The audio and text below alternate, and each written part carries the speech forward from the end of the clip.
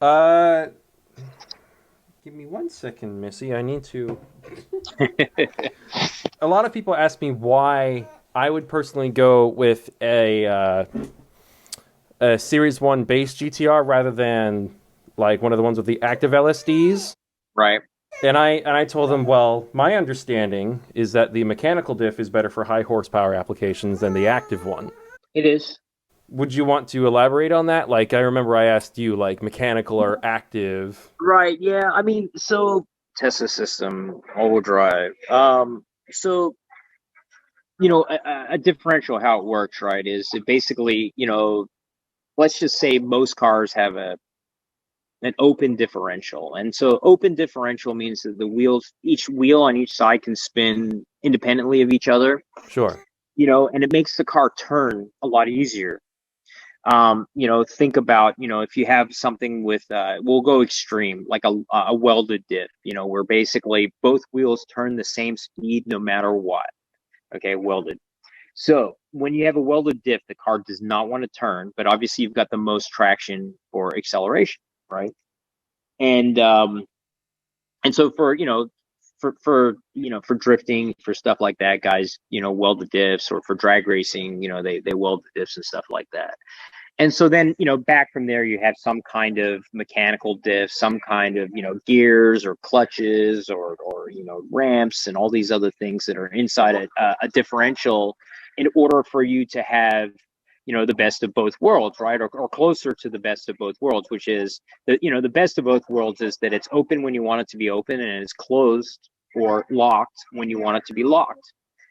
And so the active diff, what it does is actually it's tied to the TPS. It's tied to throttle position. And when you're off throttle, the differential is open. And when you are on throttle, what happens is that it takes pressure from the Atessa pump. So the Atessa pump is a hydraulic pump, high pressure pump, that supplies pressure to the all-wheel drive system, to the transfer case in the center, to lock up a clutch. And shit, I actually have one right here. This is actually a Altec. It's an automatic. So this is a transfer case here, and so back in here, inside this piece right here, there's a little rod, and by pushing on this rod, there's a clutch in here that locks up, and locking this clutch up, there's a chain here. And so normally your power, right, it comes out of your engine, through your transmission, through your transfer right here, and out the back to your drive shaft. This clutch, if it's open, basically this chain in here is just kind of spinning. As it locks up, it drives the front. And so it drives the front prop shaft, and that drives your front wheels.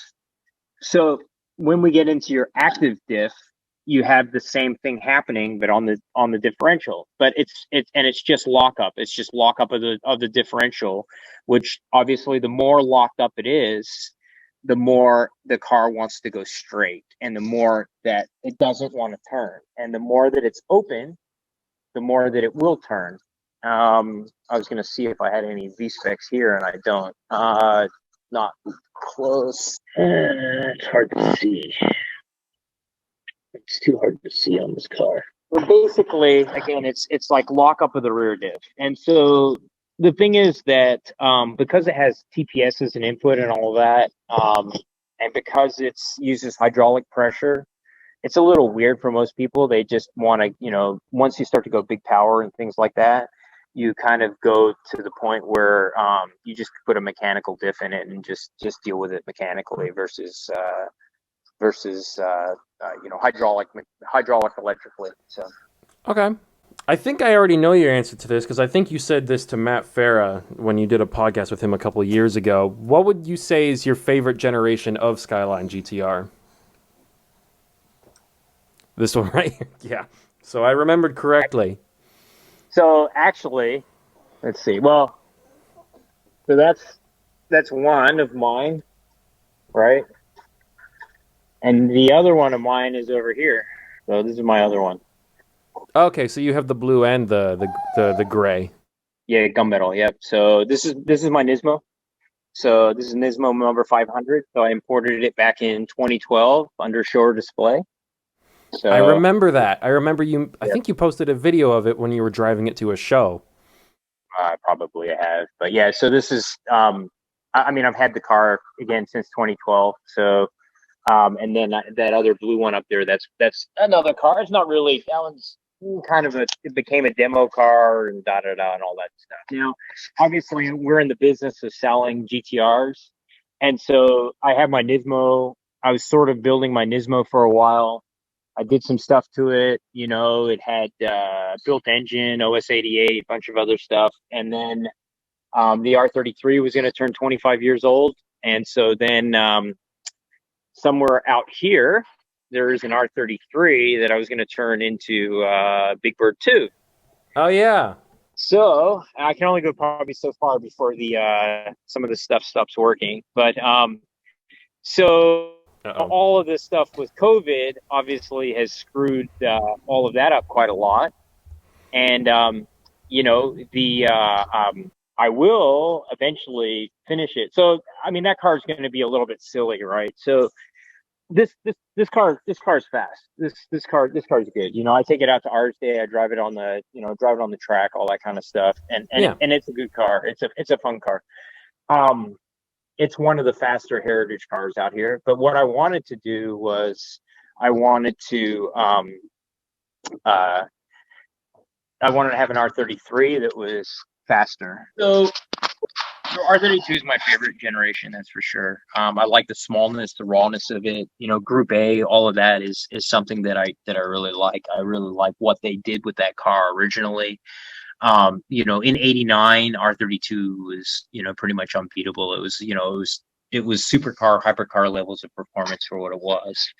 They're real fast, real easy to drive fast, and they took very well to modifications. And so, back then, originally, back to R33s, so I want to build a fast demo car. And so I have RB30, I have some pretty big turbos, I have OS 88 sequential transmission, I have a bunch of little bits and pieces. And, the plan was, obviously in 2020 to use it as a demo car and all that stuff. I was going to paint it yellow, do all the other things with it. And, 2020 went off the rails. So, and now it's 2021 and I'm still kind of not really finished with the car. I do have the majority of the parts for it. I just don't have all of them yet. But, at some point, it will get put together. It will make good power, and it will be yellow, and it will have crazy graphics on it, and it will be Big Bird 2 until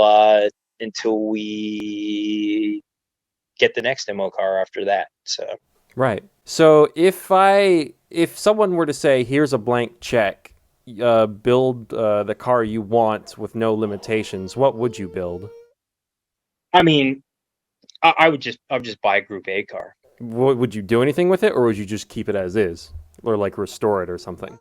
I'd buy a Group A car, race car, real race car. You can't build a car as good as a proper race car with heritage and everything.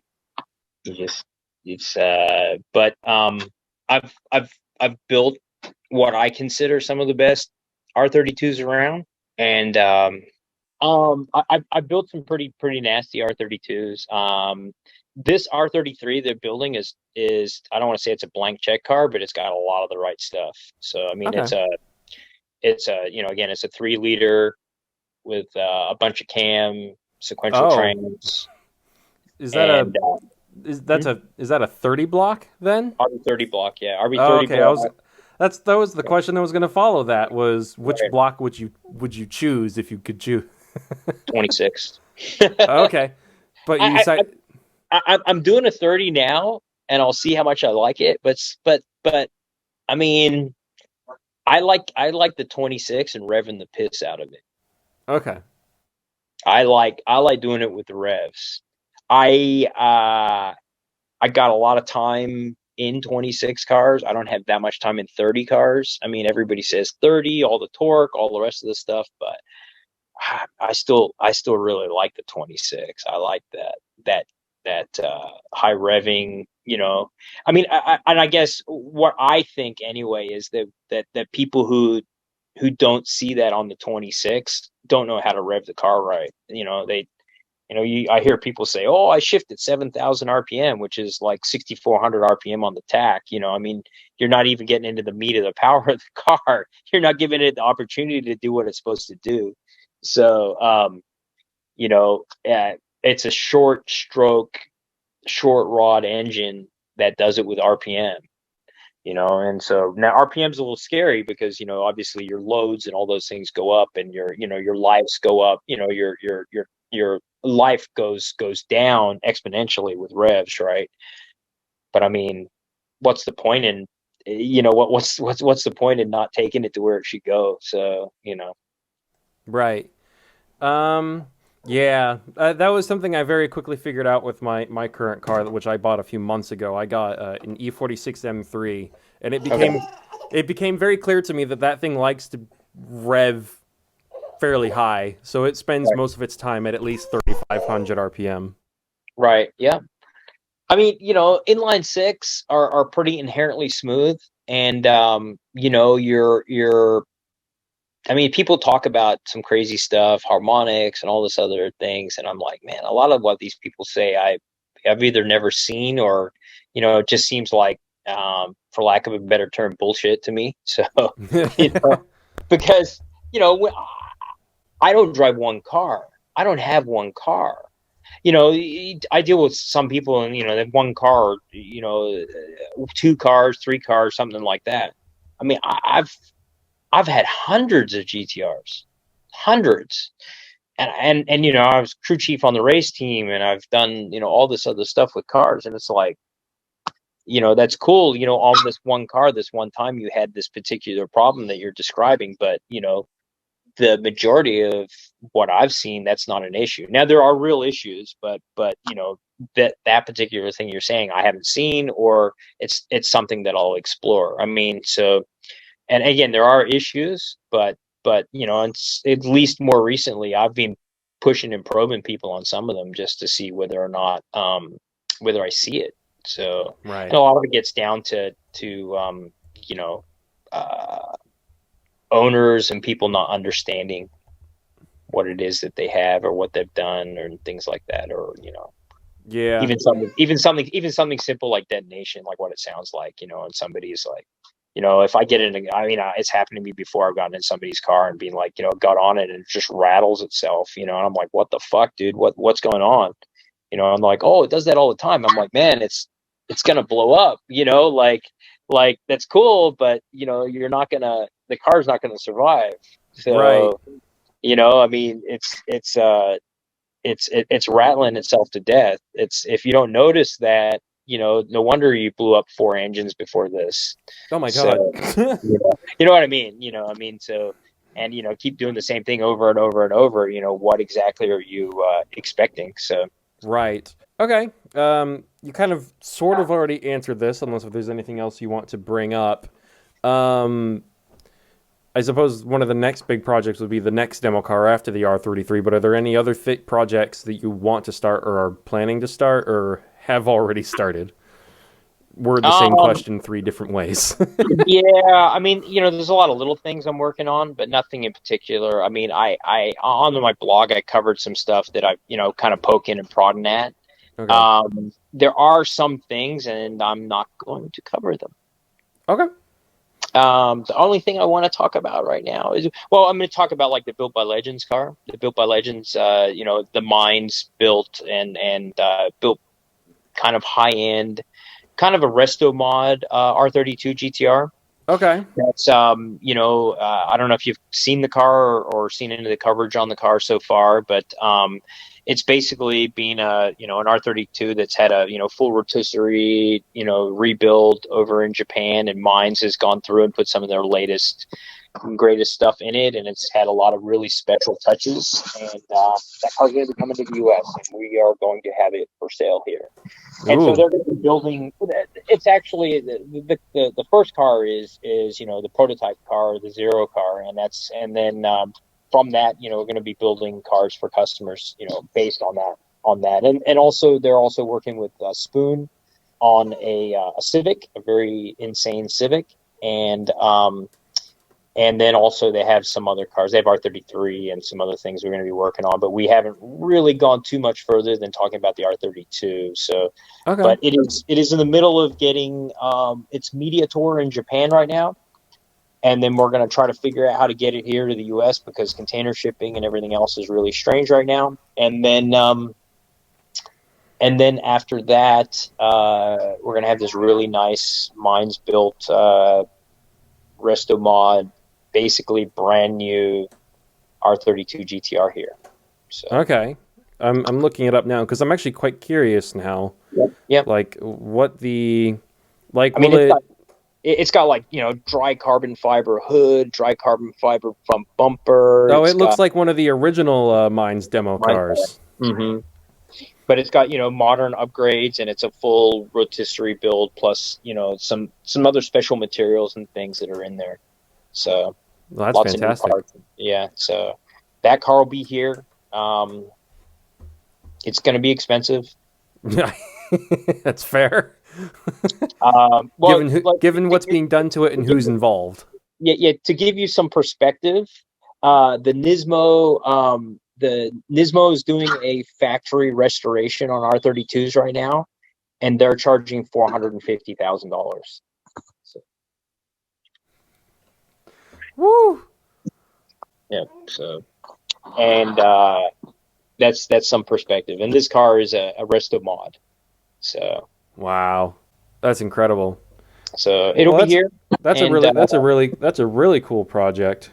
it is a really cool project. And so, we have a few, other things. I mean, we're doing a lot of, buying and storing R34s in Japan for people. We're Yeah, I selling a lot of figured. cars for people there, and so, guys like, Dustin Williams, Yep. one of our good friends and customers has his R34 there, and we have, several other R34s for people that we are storing for them over in Japan, and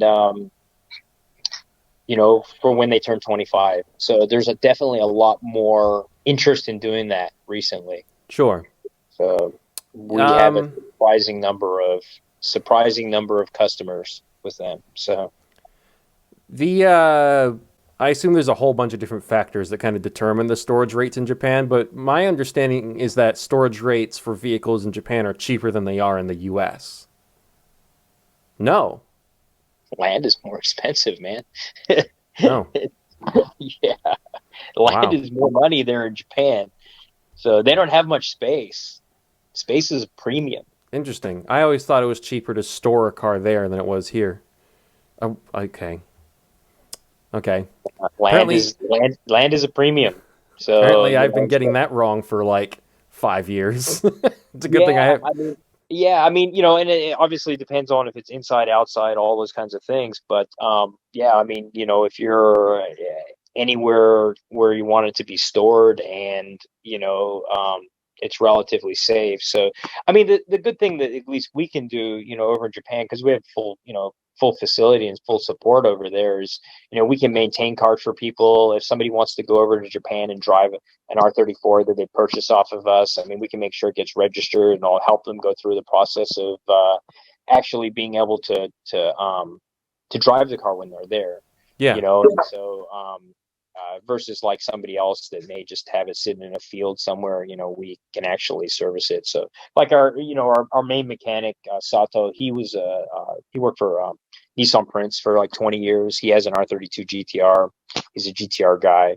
So, he knows a lot about them, and he's able to, as somebody, again, even if it's a different kind of car, S15 or JZX 100 or whatever it might be, we can still get them all prepared. And so that way, then, somebody's just not buying something blind. Because again, obviously these are 20, 25, 30-year-old cars.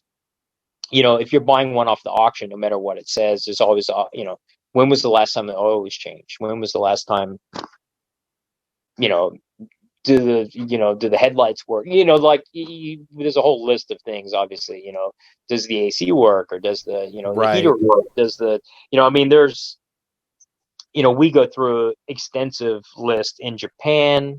We do an extensive in when the car arrives here, and then before it goes out to the customer, we do another extensive, like, check over the car, because again, obviously we're dealing with 25 and 30-year-old cars, and no matter what, these aren't restored, and they aren't, and even if you buy a new car, new cars have issues too. Yeah. So the same thing is that, we try to make sure we give the customers a better car. We charge more money, but we try to give everybody a better car. We definitely spend a lot of time and effort on cars, and we definitely spend a lot of time and effort going through the little details, all, interior bulbs, and just all those like little tiny things that you may, sort of take for granted. We try to make sure we do it.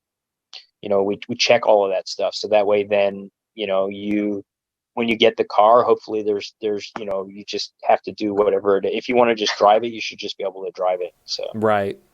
Yeah. No, yeah, that makes perfect sense. And again, we charge more money, but that's just part of the whole deal, right? So we're Excellent.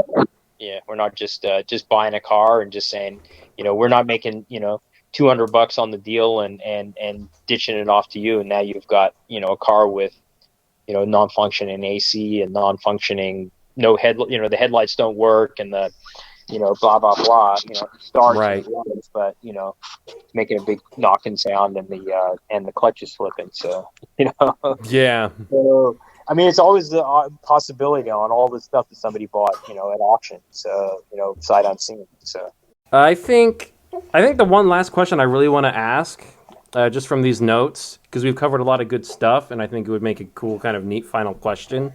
A lot of people know about Motor X. They've read the. Wait, you gotta. I ugh. Oh, nice. Oh, that's funny. Here you go. I got the Motor X shirt on. So it was like a medium, and it didn't fit me before, but I lost about 30 pounds, so now it fits me. It's still a little short, but hey. So. Oh, that's cool. So, everyone's read the articles. Everyone's heard all the stories. We're not gonna. I don't really want. We don't need to discuss like how many cars there are, or anything like that, or like what happened at Motor X. My question is, just from your professional opinion, because you've been in the business for so long, is would you say that the value of Motor X GT-Rs are going to change at all as some of their 25-year-old counterparts become 25? Like, will they stay at the same value, or lose it, or gain any? I think it's more just a curiosity now. So the R34s are currently definitely worth more money than they're worth more money than, say, even a Midnight Purple or something like that. Sure. In the similar range to a to the m-spec nerds. The R32s, being around a long time, R32 prices have gone up so much that basically they're similar. 33s, same deal. Yeah. Whereas, like, the R33s, pretty much, Motor X are not, they're worth about the same, similar money. There may be somebody out there that wants a Motor X1 just for some particular reason, but overall, other than the curiosity of it, I don't really see, anything in particular, any real reason for somebody to want a car, unless it was so.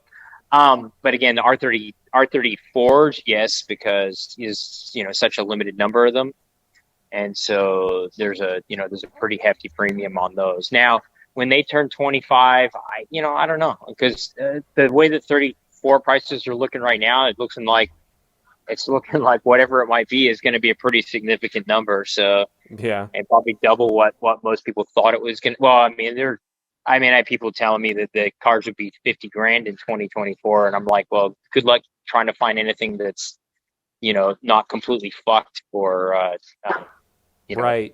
the stuff that's, 100 grand that's fucked. So anyway. I mean, even for, have you ever even seen anyone try to buy like just a chassis before of one of these cars? Yeah, I mean, so it gets into a weird. I have it on my facts where somebody is asking about chassis and all that, how it works, and like the weird part would be is you imported a chassis, like making it into a car gets really strange. you know. And so I'd rather it be a car. It's just strange if you import it. If you imported it as a chassis, it's not, you know, it's just, again, it's just strange. So it's just Okay. a weird thing. So